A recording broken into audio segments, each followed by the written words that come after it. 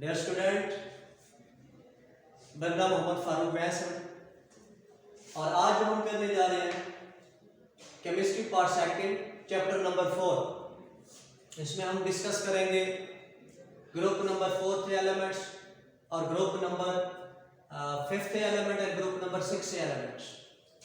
सबसे पहले हम देखेंगे group number 5th elements.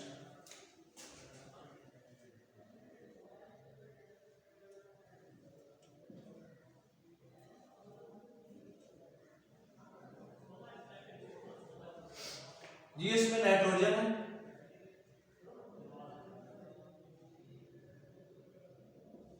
Phosphorus है,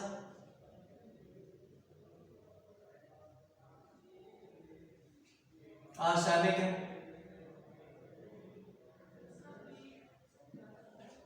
एंटीमनी है एंड बिस्मथ।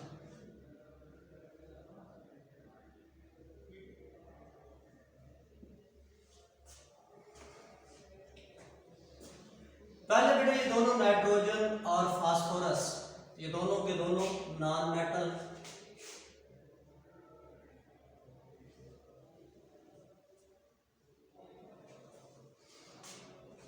क्योंकि इनके जो ऑक्साइड्स हैं एसिडिक हैं और इनके कंपाउंड कोवेलेंट कंपाउंड्स हैं।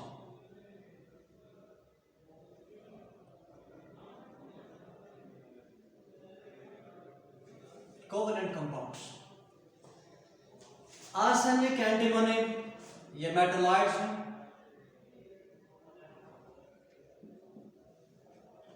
और बिस्मथ जो है ना ये मेटल है।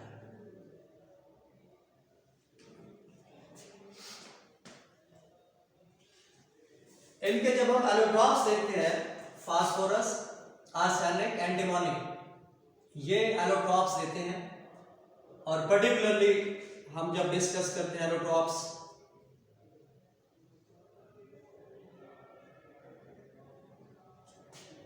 तो फास्फोरस के हम ज्यादातर डिस्कस करते हैं।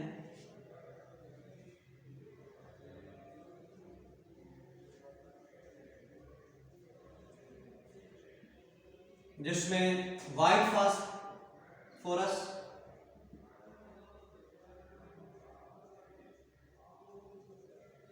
And red phosphorus.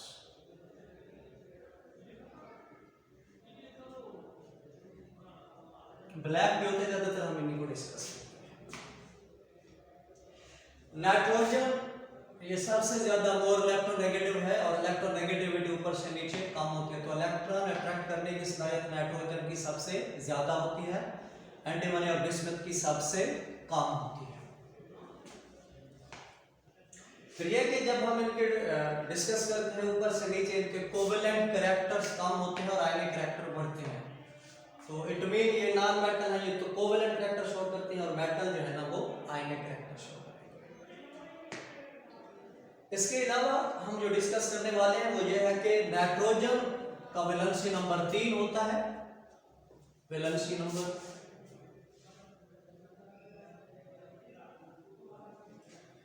Nitrogen valency number 3 show करता है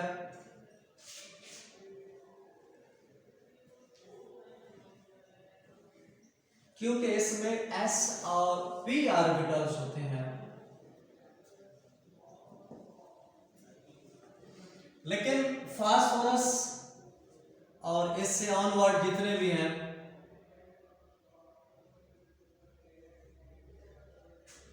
उनमें s और p के साथ साथ d ऑर्बिटल भी इन्वॉल्व होता है, तो इसकी वजह से इनका वैलेंसी नंबर 3 भी होता है और इनका वैलेंसी नंबर 5 भी होता है।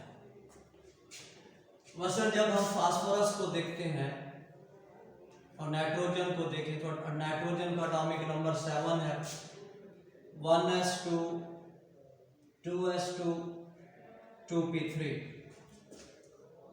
तो इसके पहला जब हम ऑर्बिट लेते हैं सेकंड ऑर्बिट, तो पहले में 1s2 2s2 एंड 2p3। अब सेकंड ऑर्बिट में ज्यादा से ज्यादा ऑर्बिटल दो ही आ सकते हैं, एस एंड पी। और इसमें डी नहीं है, इस वजह से इसमें डी इन्वॉल्व नहीं है, तो इसलिए पी में अनपेयर्ड की तादाद 3 होती है, इसलिए इसकी जो वैलेंसी नंबर है वो 3 होती है, ये 3 कोवेलेंट बॉन्ड बना सकते हैं। लेकिन फास्फोरस का एटॉमिक नंबर 15 है, 1s2 2s2 2p6 3s2 and 3p3। अब जब हम इसको देखते हैं तो इसके पहले ऑर्बिट में सिर्फ एक सब ऑर्बिट है और दूसरे में 2 हैं, 2s एंड 2p, और तीसरे में 2s 2p 3s 3p and 3d। इसको जब हम कॉन्फ़िगरेशन देखते हैं तो इसमें 2 हैं और p में 5 हैं और d जो है ना वो एम्प्टी होता है। लेकिन जब इलेक्ट्रॉन s से निकल कर d में जाता है, मसलन 3s2 3px 3py 3pz, और ये अभी d जो है ना ये खाली है, एक एक इलेक्ट्रॉन इसमें है। लेकिन जब ये एक इलेक्ट्रॉन यहां से निकल के यहां पर चलाता है तो 3s1 3px1 3py1 3pz1, और यहां से जो एक इलेक्ट्रॉन यहां पर आता है 3dxy 3dyz 3dzx 3dx² y² and 3dz²। तो यहां पर इसमें 3dxy में एक इलेक्ट्रॉन आ गया, तो अनपेयर्ड इलेक्ट्रॉन्स की तादाद 1 2 3 4 5 हो गई। तो इस तरह से फास्फोरस और इससे आगे वाले जितने भी एलिमेंट्स हैं उसमें d ऑर्बिटल इन्वॉल्व होता है, इसलिए ये इनमें अनपेयर्ड की तादाद 5, और इसलिए 5 कोवेलेंट बॉन्ड बनाते हैं, तो इसलिए इनके वैलेंसी नंबर 3 भी हो सकता है और 5 भी हो सकता है। अगर यह s से इलेक्ट्रॉन प्रमोट नहीं होता d में तो तब इनका वैलेंसी नंबर 3 होगा, और अगर s से यहां से इलेक्ट्रॉन d में प्रमोट होता है तो इस सूरत में इसका वैलेंसी नंबर 5 होगा। अक्रेंस जब हम इसकी देखते हैं तो एयर में नाइट्रोजन फ्री होता है, फ्री नाइट्रोजन होता है,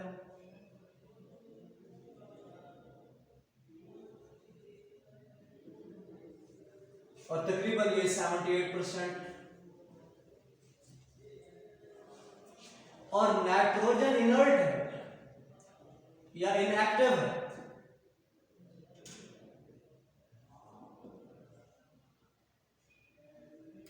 as compare to oxygen,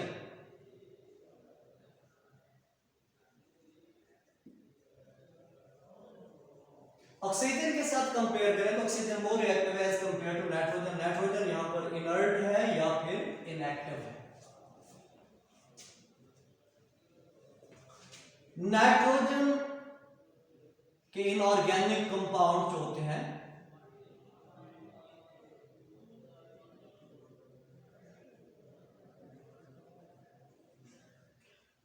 nitrogen के इनऑर्गेनिक कंपाउंड ये ज्यादातर मिनरल्स में नहीं पाए जाते।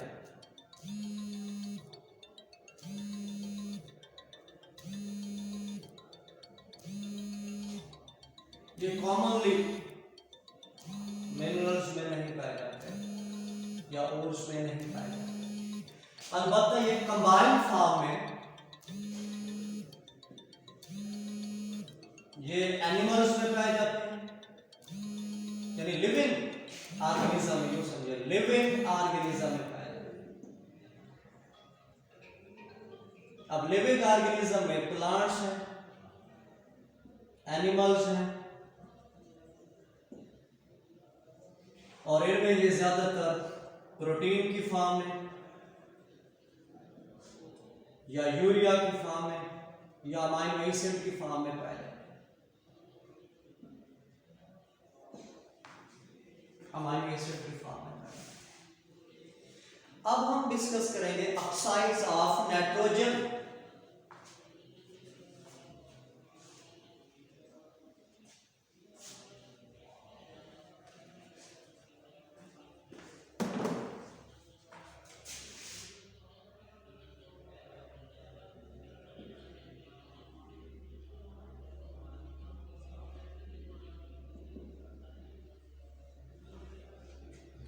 नाइट्रोजन के डिफरेंट ऑक्साइड पाए जाते हैं।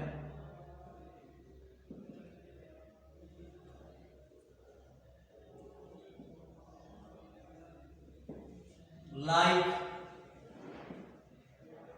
N2O, NO, NO2 और इसके साथ N2O3 एंड N2O5। जो डिफरेंट ऑक्साइड्स हैं नाइट्रोजन के, इनको हम वन बाय वन डिस्कस करते हैं। सबसे पहले इसको हम डाइनाइट्रोजन ऑक्साइड या नाइट्रस ऑक्साइड, इसको नाइट्रोजन मोनोऑक्साइड या nitric oxide, nitrogen dioxide, dinitrogen trioxide and dinitrogen pentoxides कहते हैं। और यहाँ पर इसका ऑक्सीडेशन नंबर वेरी करता है। यहाँ पर नाइट्रोजन का जो ऑक्सीडेशन नंबर है वो +1 है, यहाँ पर ये +2 है, यहाँ पर ये +4 है, यहाँ पर +3 है और यहाँ पर +5। तो इट मीन इसका ऑक्सीडेशन नंबर वेरी करता है। सबसे पहले हम जो डिस्कस करने जा रहे हैं वो है कि नाइट्रस ऑक्साइड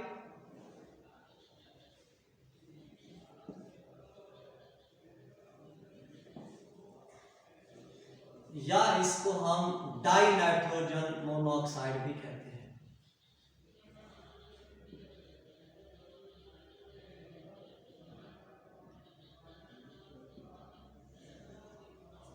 या इसको लाफिंग गैस भी कहते हैं।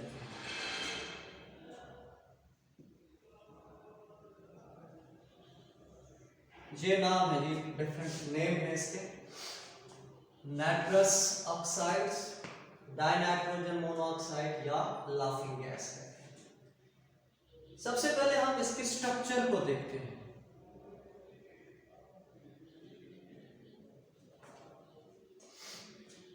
तो इसमें 2 नाइट्रोजन है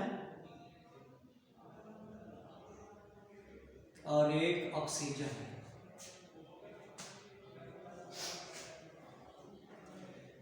अगर ये यहां भी डबल बॉन्ड है और यहां पर भी डबल बॉन्ड है तो इस सूरत में इस पर नेगेटिव चार्ज और इस पर पॉजिटिव, यानी सेंट्रल जो नाइट्रोजन होगा उस पर हमेशा पॉजिटिव चार्ज होगा। नेगेटिव चार्ज जो शिफ्ट हो सकता है, ये नाइट्रोजन पर भी हो सकता है और ऑक्सीजन पर भी हो सकता है। अगर यहां पर ये ट्रिपल बॉन्ड बन जाए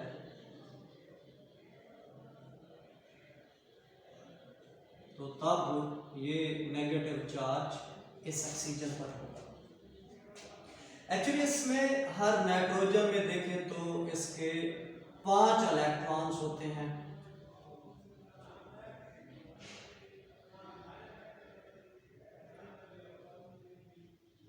और ऑक्सीजन के पास 6 इलेक्ट्रॉन्स होते हैं।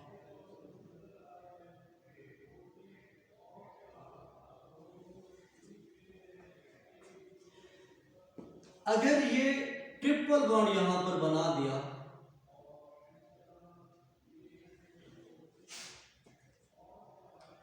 और यहां पर इसने एक सिंगल बॉन्ड बना दिया, एक इलेक्ट्रॉन इधर से और एक इलेक्ट्रॉन इधर से। अब 2 2 4 2 6 2 8 ये ऑक्टेट रूल को फॉलो कर रहा है। इसके 8 इलेक्ट्रॉन पूरे हो गए हैं। इसके पास 2 2 4 2 6, इसमें से ये जो ये वाला था यहां पर आ गया, 2 2 4 2 6 2 8, एक एक्स्ट्रा इलेक्ट्रॉन है। जबकि पास इसके पास 2 2 4 2 6 एक 7 इलेक्ट्रॉन और ये इलेक्ट्रॉन इधर जाएगा ऑक्सीजन को, उसकी वजह से इसके भी कितने हो जाएंगे 8 और इसके भी कितने हो जाएंगे 8। तो इस सूरत में ये जब इलेक्ट्रॉन इधर शिफ्ट होगा तो इस वजह से इस नाइट्रोजन पर पॉजिटिव चार्ज और जिसको इलेक्ट्रॉन जाएगा उस पर नेगेटिव चार्ज। तो इस तरह से ये पॉजिटिव हमेशा सेंटर में ही रहेगा, नेगेटिव चार्ज जो है ना वो मूव करता है, कभी वो लेफ्ट साइड पे होगा तो कभी राइट पे, कभी नाइट्रोजन पर होगा तो कभी ऑक्सीजन पर होगा। तो इस तरह से ये इस तरह से 2 फॉर्म में ये एग्जिस्ट करता है, डाइनाइट्रोजन मोनोऑक्साइड और नाइट्रस ऑक्साइड्स। अब हम पढ़ेंगे इसके प्रिपरेशन।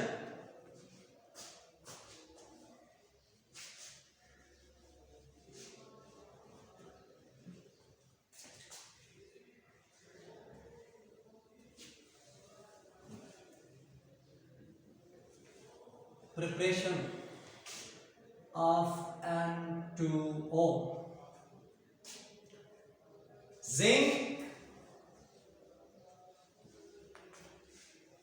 जिंक मेटल को जब हम डाइल्यूट नाइट्रिक एसिड से रिएक्ट करवाते हैं तो इस सूरत में जिंक नाइट्रेट बनता है प्लस वाटर बनता है और प्लस N2O।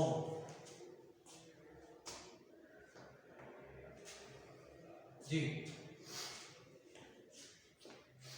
अब जरा हमें देखना है कि यहां पर जिंक ऑक्सीडाइज हो रहा है 0 से +2 में, यानी इलेक्ट्रॉन लूज कर रहा है तो जिंक की ऑक्सीडेशन हो रही है।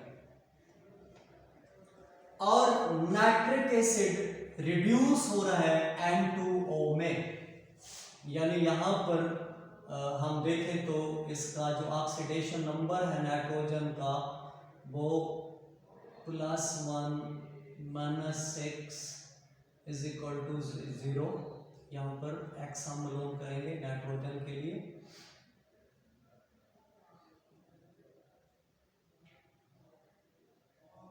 तो x हो जाएगा 6 - 1, तो x 5।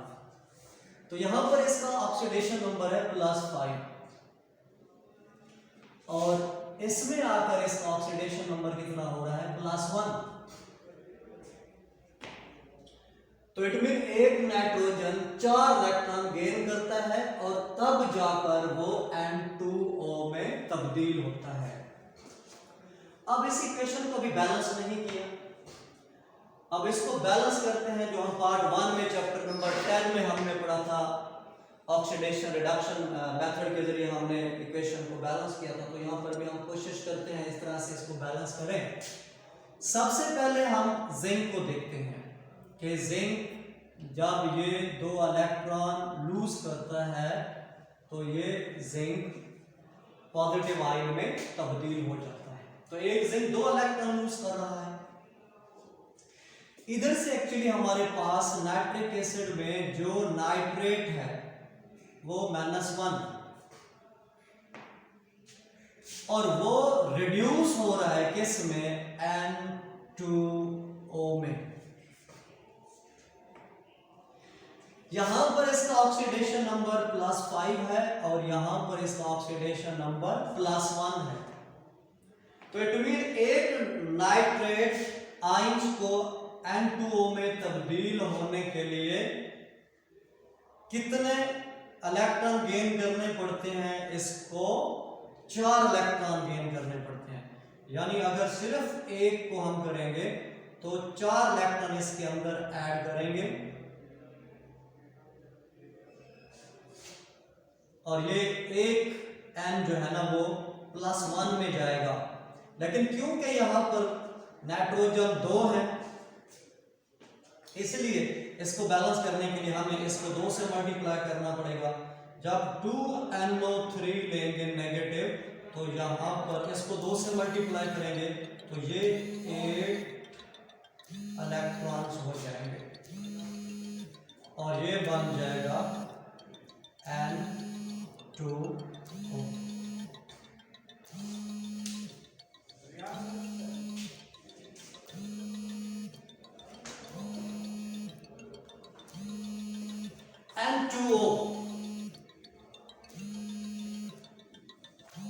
अब इसमें हमने जब पढ़ा था कि जब हम रिडॉक्स मेथड के जरिए रिडक्शन मेथड के जरिए बैलेंस करते हैं तो ऑक्सीजन की तादाद को बैलेंस करने के लिए हम वाटर का इस्तेमाल करते हैं और हाइड्रोजन की तादाद को बैलेंस करने के लिए हम H पॉजिटिव का इस्तेमाल करते हैं।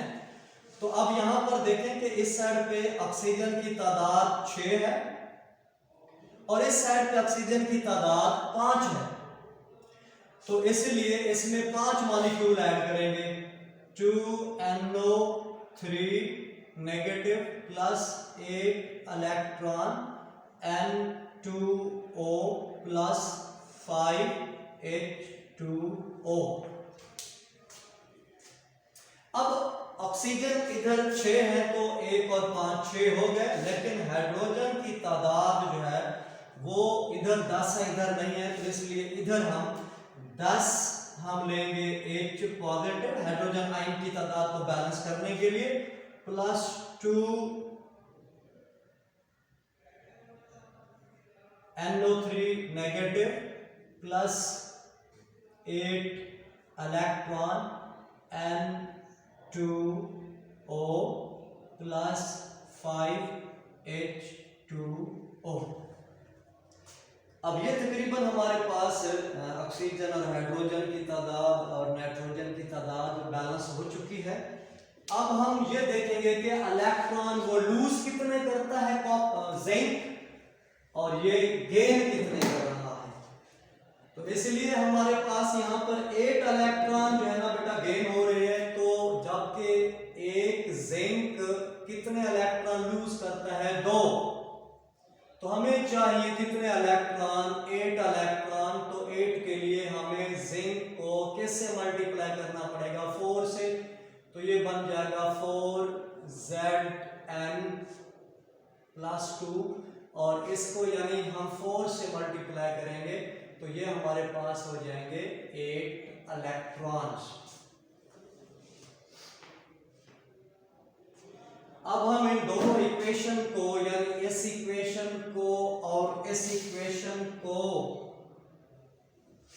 सम अप करते हैं, यानी इसमें हम इस सेकंड को ऐड करें तो ये 10H positive plus 2NO3 negative plus 8 electron और ये बन रहा है N2O प्लस 5H2O। अब क्योंकि इधर 8 हाइड्रोजन आयंस हैं जबकि नाइट्रेट 2 है, तो इसको बैलेंस करने के लिए हम इसमें 8 नाइट्रेट आयंस को ऐड करेंगे, तो इधर भी 8 नाइट्रेट आयंस को ऐड करेंगे। अब इसको सम अप करेंगे तो 4Zn प्लस ये हाइड्रोजन और ये नाइट्रेट मिलकर बना देंगे 10HNO3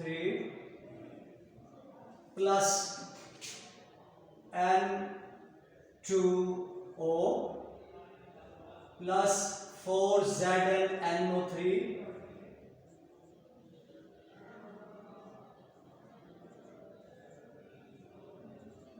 ट्वाइस, क्योंकि ये एक इसका +2 है, इसका -1, तो ये 2 इधर एक्सचेंज हो जाएगा, इसके नीचे 2 आ जाएगा। 4ZnNO3 तो N2O plus 5H2O plus 4ZnNO3 twice.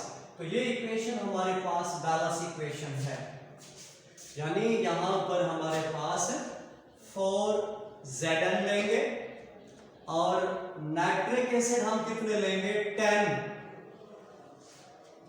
और इससे जिंक नाइट्रेट कितने बनेंगे 4 और वाटर कितने बनेंगे 5 N2O। तो इस तरह से ये इक्वेशन बैलेंस हो गई है और इस तरह से हम जिंक को जब डाइल्यूट नाइट्रिक एसिड से रिएक्ट करवाते हैं तो उससे जिंक नाइट्रेट बनता है, वाटर बनता है और N2O। यहां पर जिंक ऑक्सीडाइज होती है जबकि नाइट्रेट जो है वो हमारे पास वो रिड्यूस हो जाता है N2O में। यहां पर इसका ऑक्सीडेशन नंबर +5 है और यहां पर इसका ऑक्सीडेशन नंबर +1। ये सारा प्रोसेस जो किया है बेटा जी ये सिर्फ इक्वेशन को बैलेंस करने के लिए है। यहाँ पर आप लोगों को सिर्फ इसको सीखना है, समझना है, यहाँ पर मेंशन करने की या लिखने की कोई जरूरत नहीं है। सिर्फ ये कि ये इस तरह से बैलेंस हो गई इक्वेशन, तो इसके लिए हम पार्ट 1 में ये सारा प्रोसेस कर चुके हैं बेटा, सिर्फ मैंने उसी को रिवाइज किया है और इस तरह से हमारे पास ये इक्वेशन बैलेंस हो गई है।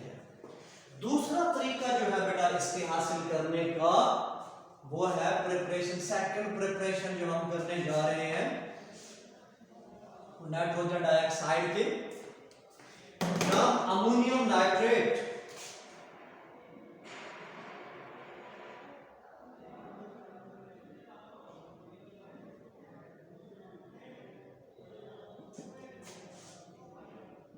NH4NO3 ammonium nitrate. Ammonium nitrate एक हमारे पास इसको जब हीट किया जाता है तकरीबन 200 डिग्री सेंटीग्रेड तक, तो उस सूरत में ये बनाता है N2O प्लस 2H2O। यानी जब हम अमोनियम नाइट्रेट को हीट करते हैं 200 डिग्री सेंटीग्रेड पर तो ये डिकम्पोज हो जाती है इस नाइट्रस ऑक्साइड में और वाटर में। इस तरह से हम नाइट्रस ऑक्साइड हासिल करते हैं और ये हमारे पास सेकंड मेथड है हासिल करने का, नाइट्रस ऑक्साइड को हासिल करने का। यहाँ पर इसका नाइट्रोजन का ऑक्सीडेशन स्टेट जो है ना ये +5 है और यहाँ पर ये क्या है +1 है और यहाँ पर इसका ऑक्सीडेशन स्टेट जो नाइट्रोजन का है वो कितना है, वो -3 है। तो इट मीन ये नाइट्रोजन और ये एक नाइट्रोजन यहाँ पर रिड्यूस होती है और एक नाइट्रोजन ऑक्सीडाइज होते हैं। तो अमोनियम में भी नाइट्रोजन है, नाइट्रेट में भी नाइट्रोजन है, लेकिन यहाँ पर ये कन्वर्ट हो रहे हैं N2O में। तो एक्चुअली एक नाइट्रोजन यहाँ पर क्या होती है कि +5 से +1 में 4 इलेक्ट्रॉन गेन करती है और एक नाइट्रोजन -3 से +1 में जाती है तो ये 4 इलेक्ट्रॉन क्या करती है, लूज करती है, तो तब N2O में जाती है। क्योंकि जब A और B दोनों एक ही कंपाउंड में चेंज हो रहे हो और उनका ऑक्सीडेशन नंबर भी सेम हो रहा हो तो इसको हम कहते हैं कम प्रोपोर्शनेशन रिएक्शन। एक होता है डिसप्रोपोर्शनेशन, लेकिन यह है कम प्रोपोर्शनेशन रिएक्शन।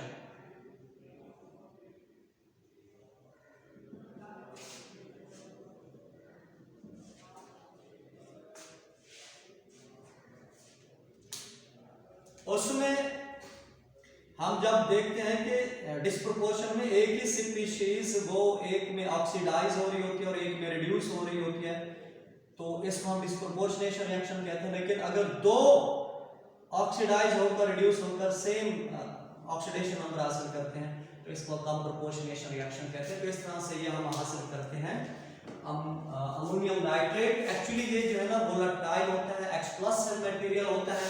इस चीज से एक्सप्लोजन से बचने के लिए हम एक्चुअली रिएक्शन मिक्सचर में अमोनियम सल्फेट लेते हैं और सोडियम नाइट्रेट लेते हैं। तो उससे हमारे पास अमोनियम नाइट्रेट और प्लस सोडियम सल्फेट बनता है। अमोनियम सल्फेट और सोडियम नाइट्रेट, तो इससे हमारे पास सोडियम सल्फेट और अमोनियम नाइट्रेट बनता है। और ये अमोनियम नाइट्रेट फिर आगे ही डिकम्पोज होकर हीट करने पर ये कन्वर्ट हो जाता है N2O में +2H2O में। यह है जी प्रिपरेशन। अब हम करेंगे इसके कुछ प्रॉपर्टीज को डिस्कस करेंगे। इसकी प्रॉपर्टी में सबसे पहले ये गैस जो है ना ये इसका जो टेस्ट होता है वो स्वीट टेस्ट होता है और इसकी स्मेल प्लेजेंट स्मेल होती है, फेल्ट एंड प्लेजेंट स्मेल होती है। तो इस वजह से इसको इनहेल करने में कोई प्रॉब्लम नहीं होती। तो इट मीन इसकी जो स्वीट स्मेल है और इसमें इसको प्लेजेंट स्मेल भी कहते हैं, स्वीट टेस्ट कहते हैं, स्वीट टेस्ट है और प्लेजेंट स्मेल है। और इसकी सॉल्युबिलिटी को देखें तो इट इज हाईली सॉल्युबल और ये इवन के कोल्ड वाटर में भी ये सॉल्युबल होती है, highly soluble in cold water.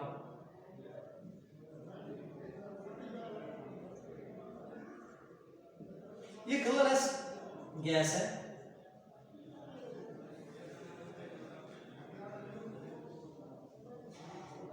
इसकी एक इम्पोर्टेंट जो है ना वो फीचर ये है कि ये अगर इसको